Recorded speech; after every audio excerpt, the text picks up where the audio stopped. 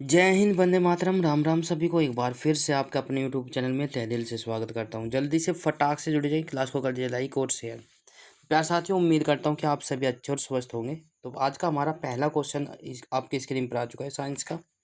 तो प्यार साथियों, जो भी बच्चे एग्जाम की तैयारी कर रहे हैं तो साइंस के आपको नॉलेज होनी चाहिए, क्योंकि साइंस के क्वेश्चन अक्सर एग्जाम में पूछे जाते हैं, चाहे वो 3 हो, चाहे 4 हो, चाहे 5 हो, चाहे 1 हो। ठीक है, पर आपसे पूछा जाएगा जरूर। तो क्वेश्चन नंबर आज का पहला कुछ इस प्रकार से है। जल्दी से आ जाइए सभी बच्चे और जुड़ जाइए भाई क्लास को। तो प्यार साथियों, जल्दी से फटाक से जुड़ने की कोशिश करें। निम्न में से किसके द्वारा सबसे अधिक ध्वनि प्रदूषण होता है? किसके द्वारा सबसे अधिक ध्वनि प्रदूषण होता है? जल्दी से देखें। रेलवे इंजन के द्वारा, हवाई जहाज की उड़ान भरान भरना, या पॉप म्यूजिक, या मोटर गाड़ी। तो जल्दी से देखें फटाक से, कब सबसे ज़्यादा ध्वनि प्रदूषण होता है? तो प्यार साथियों, ऑप्शन नंबर समय समाप्त। जो बच्चे बी के साथ जा रहे हैं सही हो जाता है। बिल्कुल, हवाई जहाज की उड़ान भरते समय जो है सबसे ज़्यादा ध्वनि प्रदूषण होता है। ठीक है, अगला क्वेश्चन। क्वेश्चन नंबर नेक्स्ट आपकी स्क्रीन पर आ चुका है साथियों। नज़दीक आती ट्रेन की सीटी की आवाज़ बढ़ती है, जबकि दूर जाने वाली रेल के लिए यह घटती है। यह किसका उदाहरण है? मोस्ट इम्पोर्टेंट है, आपको लोगों को पता होना चाहिए। मज़ा आ जाएगा क्लास लेते आने। आप लोग बस क्लास को लीजिए तो ज़रूर, ठीक है? तो आपको मज़ा आ जाएगा। देखिए फटाक से कौन सा ऑप्शन सही हो जाएगा। ए डॉपलर प्रभाव, बी क्रम्पटन प्रभाव, सी जूल थॉमसन प्रभाव, या डी हो जाएगा रमन प्रभाव। जल्दी से बताएं। नज़दीक आती हुई ट्रेन की सीटी की आवाज़ बढ़ती जाती है, जबकि दूर जाती हुई ट्रेन की आवाज़ की सीटी की आवाज़ जो है कम होती जाती है। तो किसके प्रभाव के अंतर्गत है? तो ऑप्शन नंबर ए के साथ जो जा रहा है वैसे हो जाता है डॉपलर प्रभाव। राइट, डॉपलर प्रभाव, बिल्कुल option number A. Question number next आपकी स्क्रीन पर आ चुका है साथियों। एक अंतरिक्ष यात्री अपने सहपाठी को चित्र चंद्रमा की सतह पर सुन नहीं पा सकता, क्योंकि?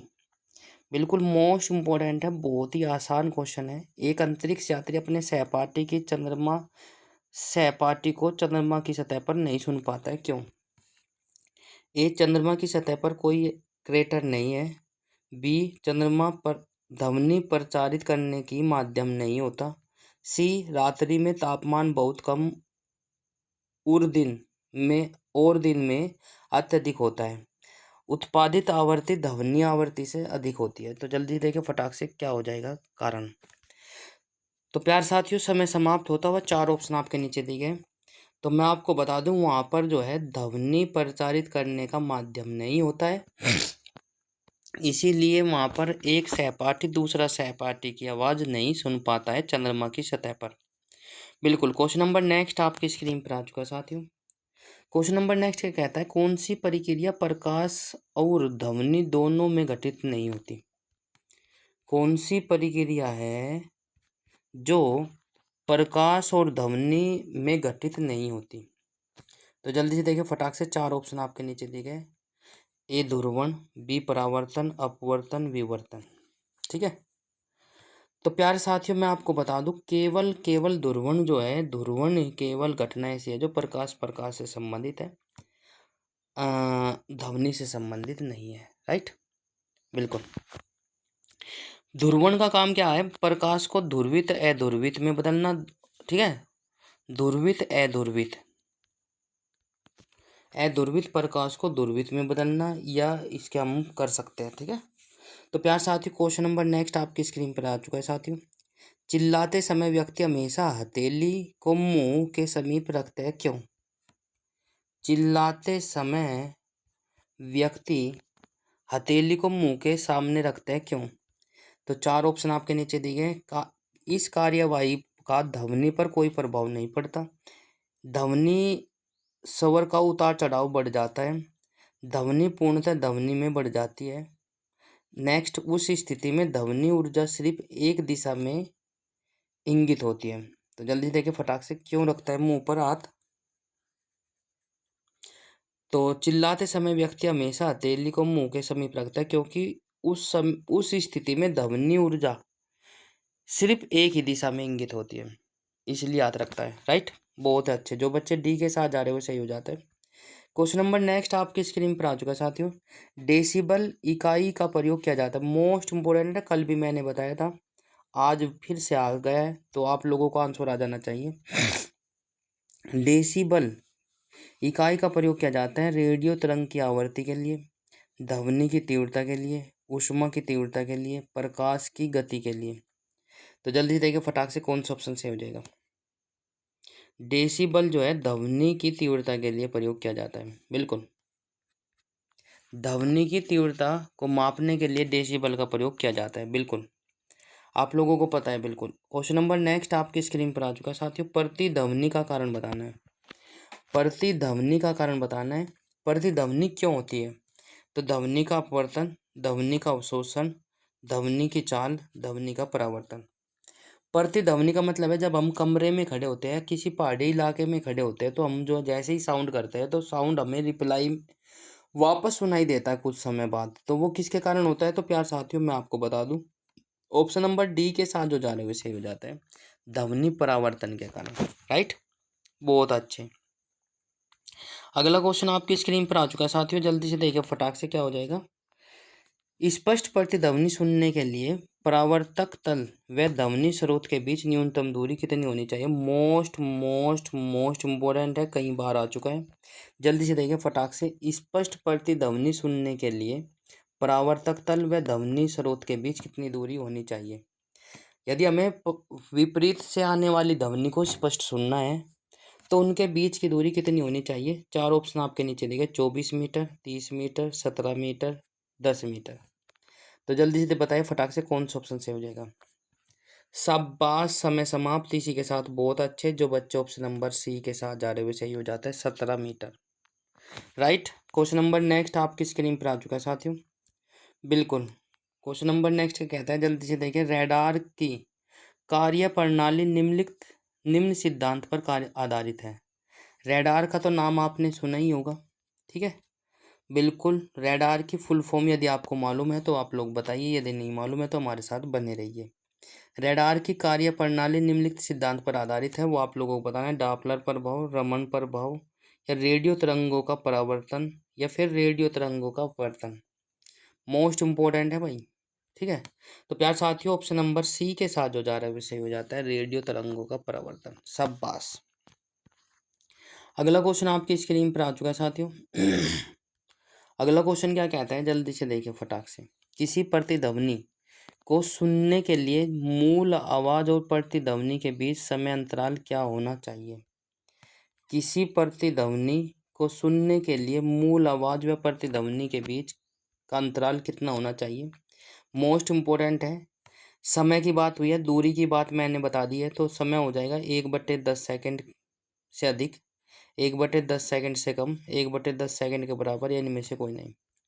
यदि हमें प्रतिध्वनि सुननी है तो उनके बीच जो है कितना समय अंतराल होना चाहिए, वो आपसे पूछा गया है। तो प्यार साथियों कमेंट करें, बिल्कुल शाबाश, आंसर आने स्टार्ट हो चुके हैं। जो बच्चे ए के साथ जा रहे हैं वो सही हो जाता है, 1/10 सेकंड से अधिक का समय होना चाहिए। अगला क्वेश्चन आपकी स्क्रीन पर आ चुका है साथियों। अच्छे ऑडिटोरियम की दीवारें, छत व फर्श किसी रेशेदार पदार्थ, कालीन, ग्लास, फाइबर आदि से ढके रखते हैं, इसका उद्देश्य बताना है। आपने देखा होगा अच्छे ऑडिटोरियम की दीवारें, छत, फर्श और किसी रेशेदार पदार्थ, कालीन, ग्लास या फाइबर आदि से ढके रखते हैं, क्यों? इसका उद्देश्य बताना है। ऑडिटोरियम में आग से सुरक्षा करना, निर्माण की लागत को कम करना, ऑडिटोरियम की सुंदरता बनाना, या ध्वनि का अवशोषण करके प्रतिध्वनि को रोकना। तो जल्दी से देखिए फटाक से क्यों लगाया जाता है। बिल्कुल, समय समाप्त इसी के साथ, बहुत अच्छे। जो बच्चे ऑप्शन नंबर डी के साथ जा रहे हैं सही हो जाते हैं। किसी भी ऑडिटोरियम में फर्श किसी रेशेदार पदार्थ, कालीन, ग्लास, फाइबर आदि का ढके रखते हैं, क्योंकि ध्वनि का अवशोषण करके प्रतिध्वनि को रोकना है इसका कार्य। राइट, नेक्स्ट क्वेश्चन पे चलते हैं प्यारे साथियों। क्वेश्चन नंबर नेक्स्ट क्या कहता है, जल्दी से देखिए। ध्वनि का प्रभाव मानव के कान में कितने समय तक रहता है? Most important. यदि हम किसी चीज को, बात को बोलते हैं तो उसका जो प्रभाव है वो कितने सेकंड तक रहता है। तो प्यार साथियों, चार ऑप्शन आपके नीचे दिखे, 1/10 सेकंड, 1/20 सेकंड, 1/2 सेकंड, 1/5 सेकंड। चार ऑप्शन आपके नीचे दिखे, कौन सा ऑप्शन सही हो जाएगा वो कमेंट करें आप लोग। बिल्कुल शाबाश, बहुत अच्छे। जो बच्चे ऑप्शन नंबर ए के साथ जा रहे हैं वो सही हो जाता है, 1/10 सेकंड समय तक रहता है। क्वेश्चन नंबर नेक्स्ट आपकी स्क्रीन पर आ चुका है साथियों। ध्वनि तरंगे किसके कारण प्रतिध्वनि उत्पन्न करते हैं।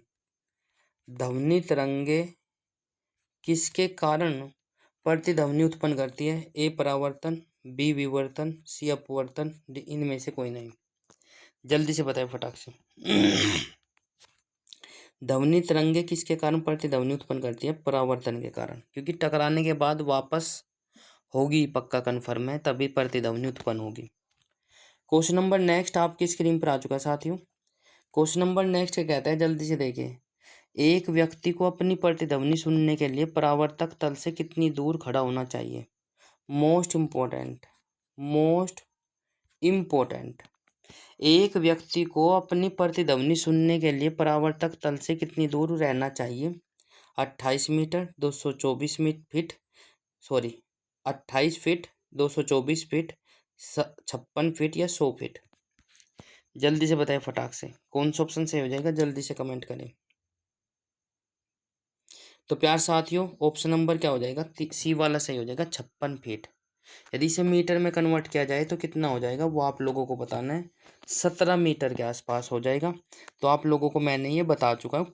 किसी भी प्रकार से आपको कन्फ्यूज करने के उस पर रहता है एग्जामिनर, ठीक है ना। आप लोगों को कन्फ्यूज नहीं होना, ध्यान रखना है। फिट में पूछा जाए तो 17 फीट, मीटर में पूछा जाए तो 17 मीटर के आसपास। स्टेथोस्कोप, स्टेथोस्कोप ध्वनि के किस सिद्धांत पर कार्य करता है। पहले तो ये बताओ, जितने बच्चे हमारे साथ जुड़े हैं, मेरी वॉइस और वीडियो क्लियरिटी आपको अच्छे से आ रही है या नहीं। थंब इम्प्रेशन दिखा दीजिए। दूसरा बात आपको ये बताना है कि स्टेथोस्कोप ध्वनि किस सिद्धांत पर कार्य करते हैं। स्टेथोस्कोप होता क्या है।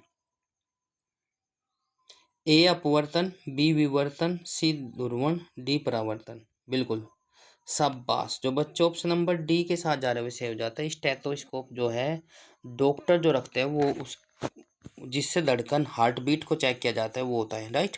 तो ध्यान रखना है भैया आप सभी को। क्वेश्चन नंबर नेक्स्ट आपकी स्क्रीन पर आ चुका है साथियों। जल्दी से देखिए फटाक से। प्रतिध्वनि तरंगे किसके कारण उत्पन्न होती है। प्रतिध्वनि तरंगे किसके कारण उत्पन्न होती है, कितनी बार पूछा जाएगा। देख लो आप लोग फिर भी बता नहीं रहे हो। परावर्तन, अवशोषण, विवर्तन और अपवर्तन। जल्दी से बताइए फटाक से, किस कौन सा आंसर सही हो जाएगा। ऑप्शन नंबर बी के साथ जो जा रहे हैं सही हो जाता है, बहुत अच्छे। सोनार, सोनार सुनार नहीं है, सोनार अधिकांश प्रयोग में लाया जाता है। सोनार प्रयोग में क्यों लाया जाता है। डॉक्टरों के द्वारा, नौ नौ संचालकों के द्वारा, अंतरिक्ष यात्रियों के द्वारा, इंजीनियरों के द्वारा। तो प्यार साथियों, सोनार जो है नौ संचालकों के द्वारा प्रयोग में लाया जाता है, क्योंकि गहराई पता लगाने के लिए कितनी गहरी है समुद्र या नदी, कितनी गहरी है उनके द्वारा, ठीक है। सोनार का अधिकांश प्रयोग किया जाता है। ऑप्शन नंबर बी बिल्कुल। अगला क्वेश्चन आपकी स्क्रीन पर आ चुका है साथियों। क्वेश्चन नंबर नेक्स्ट क्या होता है, अनुरणन, अनुरणन काल तथा होल के आयतन के बीच संबंध का प्रतिपादन किया गया। अनुरणन काल तथा होल के आयतन के बीच संबंध का प्रतिपादन किया किसने भाई। Newton, Sabin, Laplace, Doppler. तो जल्दी देखिए फटाक से कौन सा ऑप्शन सही हो जाएगा। तो प्यार साथियों, ऑप्शन नंबर बी के साथ जो जा रहे हैं वे सही हो जाता है, ठीक है। सबीन। और क्वेश्चन नंबर नेक्स्ट आपकी स्क्रीन पर आ चुका है। डेड होल का अनुरण काल होता है, ठीक है। बताना है जल्दी से फटाक से, इम्पोर्टेंट है। डेड होल का अनुरण काल होता है 8 सेकंड, 0.8 सेकंड, 1.8 सेकंड, 8 सेकंड या 0 सेकंड। जल्दी से बताएं। डेड का मतलब मृतक ही है, तो उसमें से कोई नहीं। तो ऑप्शन नंबर क्या हो जाएगा, 0 सेकंड, ठीक है। 0 सेकंड का होता है। नेक्स्ट क्वेश्चन आपकी स्क्रीन पर आ चुका है साथियों। क्या हो जाएगा, जब सेना पुल को पार करती है तो सैनिकों को एकदम से कदम मिलाकर न चलने का निर्देश दिया जाता है, क्यों? तो प्यार साथियों बहुत ही आसान है, छोटी क्लास में आप लोग पढ़ चुके हो। बिल्कुल, पैरों के से उत्पन्न ध्वनि के अनुनाद के कारण पुल के टूटने का खतरा रहता है। जब सेना जो है कदम से कदम मिलाकर चलेंगे तो उसका आवर्तकाल क्या हो जाएगा, आयाम बढ़ जाएगा और पुल के टूटने की संभावना ज़्यादा रहती है, इसीलिए कदम मिलाकर नहीं चलने को कहा जाता है। राइट। क्वेश्चन नंबर नेक्स्ट आपकी स्क्रीन पर आ चुका है। हम रेडियो की घुंडी घुमाकर विभिन्न स्टेशनों के कार्यक्रम सुनते हैं, संभव यह कैसा क्यों पॉसिबल है, या किस प्रकार पॉसिबल है? अब रेडियो तो कोई जानता नहीं, पहले व्यक्ति तो जानते भी है, पहले स्टूडेंट जिनके कार्यकाल में मोबाइल नहीं थे, पहले रेडियो ही ट्रांजिस्टर ही होते थे, तो उनकी रेडियो की घुंडी घुमाकर जो है अलग अलग स्टेशनों को सुना जाता था। किसके द्वारा? विस्पंद के कारण, विवर्तन के कारण, अनुनाद के कारण, व्यक्तीकरण के कारण। तो जल्दी से देखिए फटाक से, मोस्ट इंपॉर्टेंट है प्यार साथियों, जो बच्चे ऑप्शन नंबर सी के साथ जा रहे हो सही हो जाता है, अनुनाद के कारण। ठीक है, बिल्कुल। नेक्स्ट क्वेश्चन आपकी स्क्रीन पर आ चुका है साथियों। कहा जाता है कि जब तानसेन गाता था तो खिड़की के कांच या कांच के गिलास के टुकड़े टुकड़े हो जाते थे, यदि संभव भी हो तो यह ध्वनि के किस गुण का कारण है? Most important. ठीक है, जब तानसेन गाता था तो खिड़की के कांच के टुकड़े टुकड़े हो जाते थे, यह किसके कारण संभव है? व्यक्तीकरण, अपवर्तन, परावर्तन, अनुनाद। तो प्यार साथियों, जब अनुनाद जो है ऑप्शन नंबर क्या हो जाएगा, डी वाला सही हो जाएगा। बहुत अच्छे, क्योंकि बहुत ही आसान अनुनाद की स्थिति में ही टूटने की संभावना होती है। ठीक है, जब हम जल के नीचे सुराई भरने के लिए रखते हैं तो जैसे जैसे सुराई भरती जाती है वैसे वैसे हमें विशेष प्रकार की ध्वनि सुनाई देती है, क्यों? बिल्कुल, जैसे कि आपने देखा होगा बड़ी बोतल को यदि आप किसी उसमें डुबोगे तो जैसे जैसे बोतल या सुराही भरती जाएगी तो उसकी अलग अलग भिन्न भिन्न प्रकार की आवाज़ होती जाएगी। किसके कारण? अनुनाद के कारण, व्यक्तीकरण के कारण, विवर्तन के कारण, परावर्तन के कारण। तो प्यार साथियों आंख मीच कर लगा देना, अनुनाद के कारण। बिल्कुल, जब भी कभी ऐसा क्वेश्चन आए। तो इसी के साथ क्वेश्चन नंबर नेक्स्ट आपकी स्क्रीन पर आ चुका है साथियों। नेक्स्ट क्या कहता है, रेडियो का समस्वरण स्टेशन उदाहरण है। रेडियो का समस्वरण स्टेशन का उदाहरण है, बिल्कुल, अनुनाद, व्यक्तीकरण, अपवर्तन, परावर्तन। तो प्यार साथियों जल्दी से बताएं फटाक से कौन सा ऑप्शन सही हो जाएगा? ऑप्शन नंबर ए, अनुनाद हो जाएगा। ठीक है, तो क्वेश्चन नंबर नेक्स्ट क्वेश्चन आपकी स्क्रीन पर आ चुका है साथियों। जब किसी स्थान पर दो लाउड स्पीकर साथ साथ बजाए जाते हैं, किसी स्थान विशेष पर बैठे श्रोता को इसकी ध्वनि नहीं सुनाई देती, इसका कारण बताना है।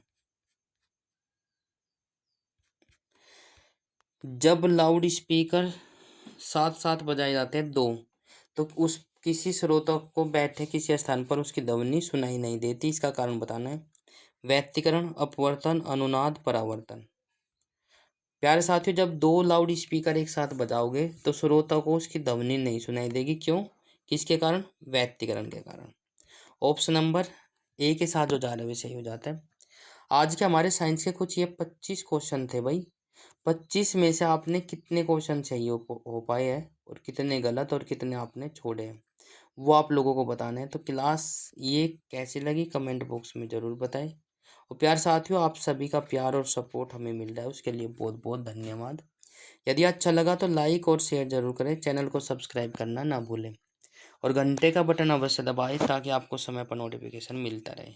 तो आज की क्लास में इतना ही, मिलते हैं नेक्स्ट क्लास में कल इसी वक्त इसी समय।